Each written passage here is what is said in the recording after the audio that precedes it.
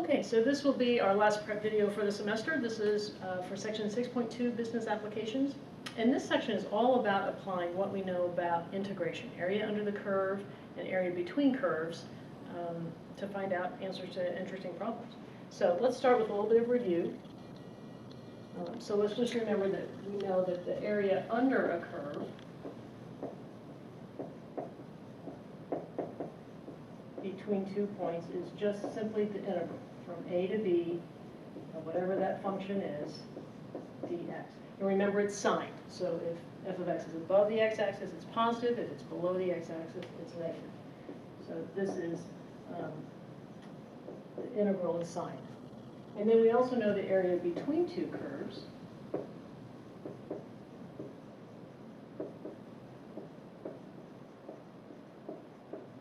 And that would be simply the integral from a to b, or limits of interest, of the upper curve, whatever that is, minus the lower curve. Okay, and then in addition, one other little bit that I want to review is just to remind you about some language that we're going to use.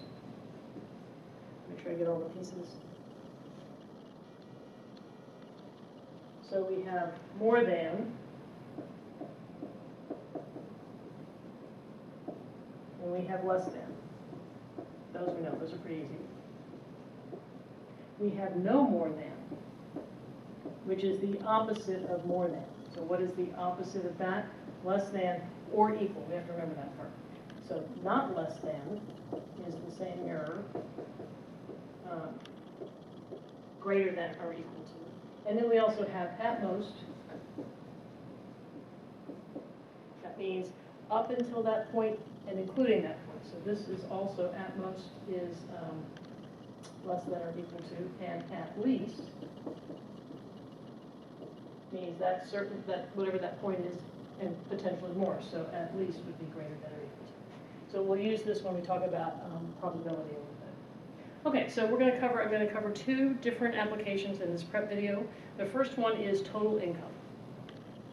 Okay, so total income, that's something we might want to know. What is the total income over a certain number of years for a particular business?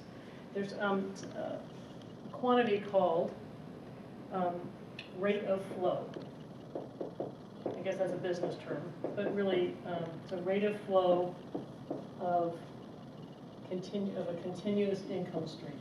So if we know that, and so rate of flow suggests rate of change, which suggests derivative. So if we know that, how much our income is changing from day to day, month to month, year to year, then we can simply integrate to get the total income.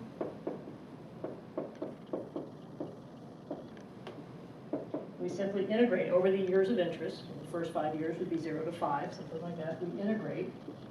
I guess we're just calling it f of t dt. So the point is that this right here is this rate of flow of continuous income stream. Okay, so let's look at an example from the book. I'm on page 401, number 38. Find the total income produced by a continuous income stream for the first 2 years if the rate of flow is given by this. So this is an example from page 401, number 38. An even, clearly you're going to have an odd, very similar. Okay, so we want to know the first 2 years, so that's 0 to 2.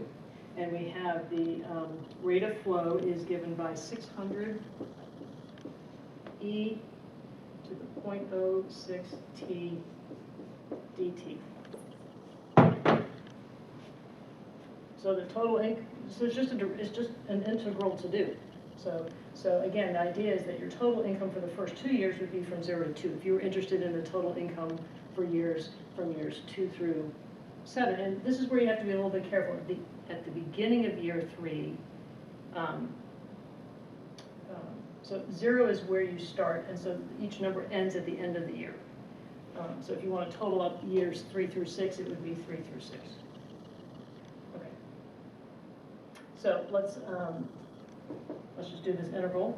This, as we know, is we need to do use substitution or inverse chain, and so we know that we are expecting we need a 0.06 to match that, and so let's Let me write it this way. I'm going to pull the 600 out front. I'm going to multiply in the 0.06 I need to have the complete derivative here. Since I multiplied it in, I'm going to divide it back out.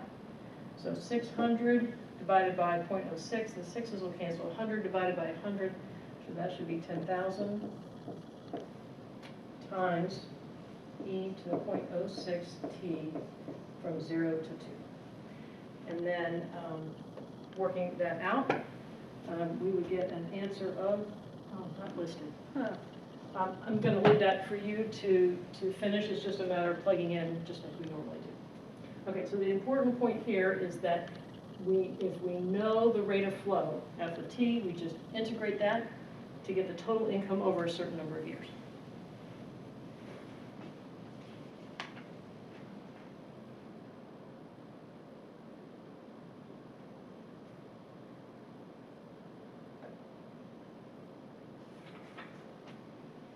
Okay, so let's look at the second one, which is probability.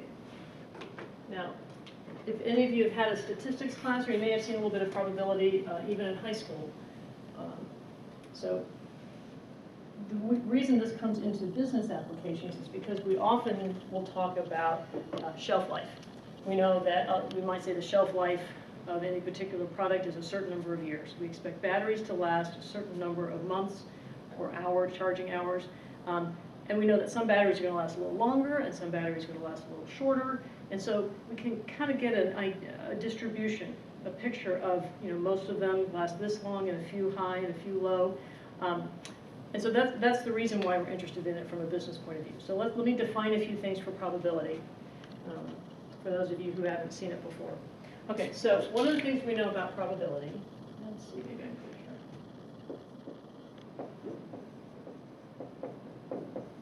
here, is that we can't have events that are certain to happen. If it's certain to happen, then it's like saying there's a 100% chance it's going to happen. And so we often refer to it that way, 100% chance. Probabilities are written in decimals, so this would be a probability of 1. We also know that there's some things that are impossible. They cannot happen. And so impossible would be a 0% chance or probability of 0. And then clearly there are ones in the middle. The lower the number, the less likely. The higher, the closer the number to 1, the more likely. Okay. We have different kinds of things that we might talk about probability for. One is called discrete. And this means like integers, like flipping a coin, where there are only a fixed number of things that can happen, and you can list them all. So flipping a coin is a good example. And so we can list a whole table of everything that can happen. You can flip one coin, so you're going to get either heads or tails. If it's a fair coin, probability of half for each one. And then if you wanted to flip a coin 10 times, you could list all the different combinations that could happen and figure out all the probabilities of those. So that's discrete. That doesn't really fit in calculus, and it doesn't really fit in business. So what we're going to be looking at is called continuous. See if I can spell continuous. And so that's something more like time, right? How long something lasts, those aren't discrete points. I mean, you can, so we'll just leave it at that. So time is a continuous variable, it just goes. So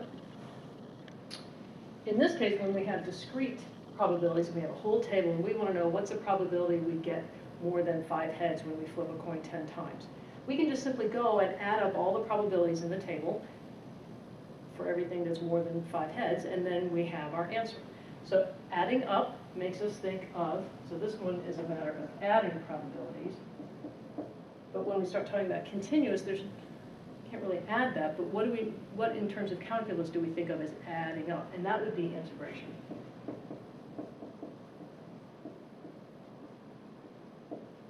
Okay, so now we need to think about what is it that we're actually integrating. Okay, so let's define, let me erase over here. I want to define what's called as a probability density function.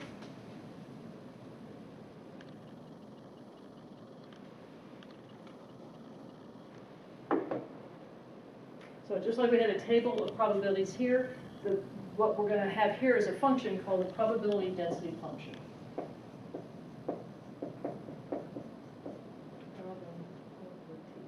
I have problems with the density function.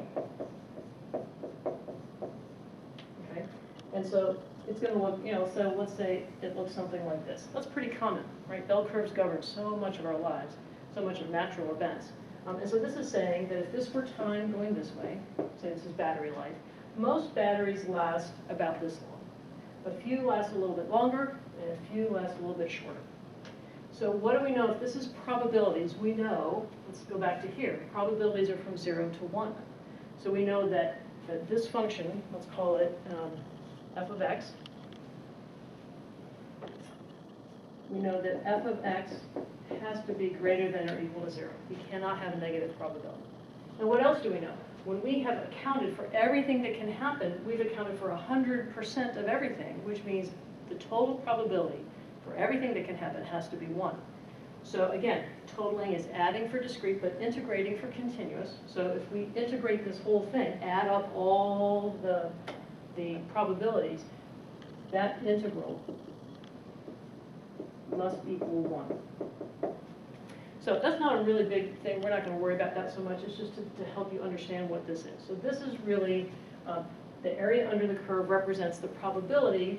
In fact, let's draw some in. If I wanted to know what's the probability that a battery lasts for a time between A and B, I'm just simply going to add up all of that area, because that's adding up all the probabilities of all the times in between.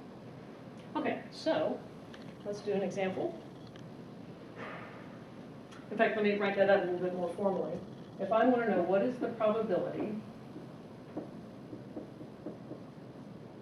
that x is between A and B, and often we'll be talking about time, then that is exactly equal to the integral from A to B of this probability density function dx. Okay, so let's do an example. I'm looking at page 401, number 26.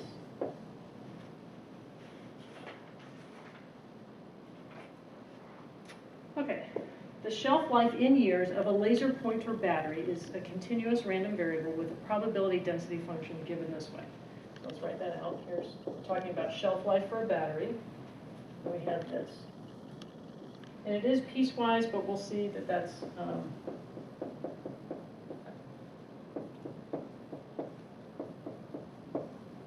let's see that really is just defining what we know about probability density functions. If x, or time, is less than 0, we have 0, which makes sense, right? You can't last a negative amount of time. So this is just saying, starting at time equals 0 going forward, this is our probability density function. Okay, so the question is, find the probability that a randomly selected laser pointer has a shelf life of 3 years or less.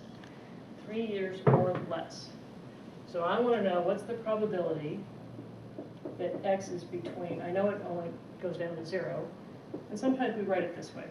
The probability that x is between 0 and 3. 3 years or less. Well, that's just the integral, that's the area from 0 to 3, our limits of the probability density function. So 1 over x plus 1 squared dx. Okay, so that's just an integral we need to work out. So let's do a little bit of that. So the first thing I look at this is, anytime, remember, you see a rational function, you say, is it a ln? Is the derivative of the denominator in the numerator? No. So that means we need to rewrite it as a power.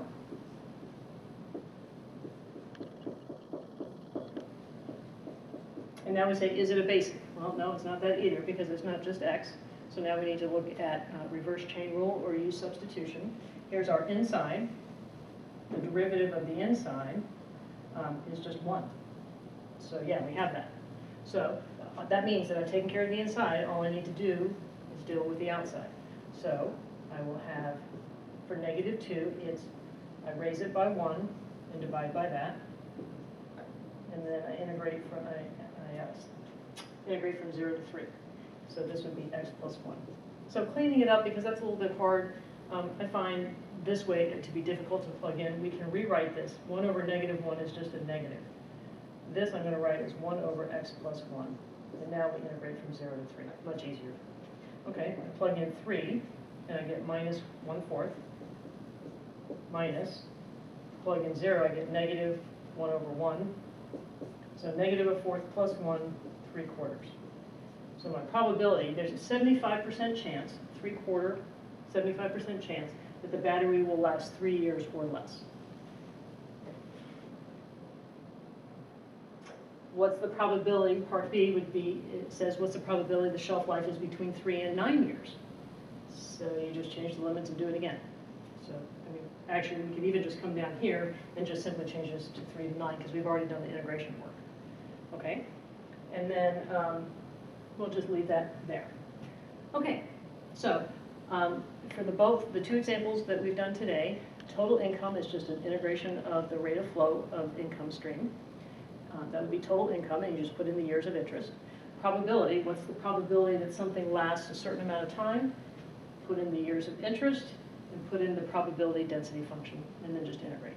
So in both these cases, we're looking at the area underneath the curve. In class, we'll talk about consumer and producer surplus, which would be area between two curves. So we'll do that in class. All right, that's it.